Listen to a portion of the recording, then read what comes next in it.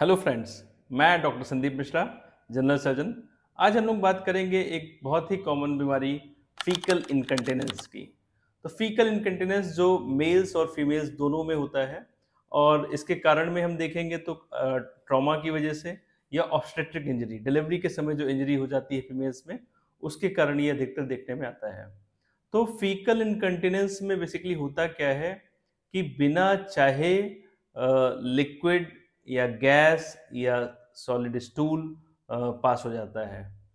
ना चाहते हुए भी वो अपने आप लीकेज हो जाता है, पास हो जाता है। तो इसको हम लोग फीकल इनकंटिनेंस कहते हैं। ये बहुत ही पेशेंट को परेशान करने वाली, इरिटेट करने वाली, सोशली एम्बैरेसिंग बीमारी है, जो पेशेंट की लाइफ़स्टाइल को प्रभावित करती है। तो बेसिकली होता क्या है कि लैट्रिन के रास्ते में एनस एनल कैनाल में स्फिंक्टर कॉम्प्लेक्स होता है, इंटरनल स्फिंक्टर्स होते हैं, एक्सटर्नल स्फिंक्टर्स होते हैं और रेक्टम कॉन्ट्रैक्ट करता है और स्फिंक्टर रिलैक्स होते हैं तब जाके स्टूल पास होता है। लेकिन इन केसेस में क्या होता है कि स्फिंक्टर्स में अगर इंजरी हो गई तो रेक्टम कॉन्ट्रैक्ट नहीं भी कर रहा है तब भी स्टूल या गैस या लिक्विड पास हो जाता है। तो इसको पूरा वर्कआउट करके देखना होता है क्या कारण है और कैसे कहाँ पे इंजरी है। तो उसके अकॉर्डिंग हम लोग प्लान करते हैं इसका ट्रीटमेंट। ट्रीटमेंट में पहले मेडिकल मैनेजमेंट करके प्रयास करते हैं, जिसमें फाइबर्स डाइट और कुछ मेडिसिन्स होती हैं जो स्टूल के ट्रांजिट टाइम को कम करती हैं।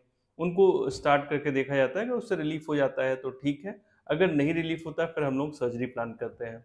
सर्जरी में जो स्फिंक्टर कॉम्प्लेक्स होते हैं, जो स्फिंक्टर्स उसको लैट्रिन के रास्ते को बंद रखते हैं और जब स्टूल पास करना होता है तभी खोलते हैं, तो उनमें अगर कोई इंजरी है तो फिर हम लोग उसको स्फिंक्टरोप्लास्टी करते हैं, स्फिंक्टर का रिमॉड्यूलेशन करते हैं।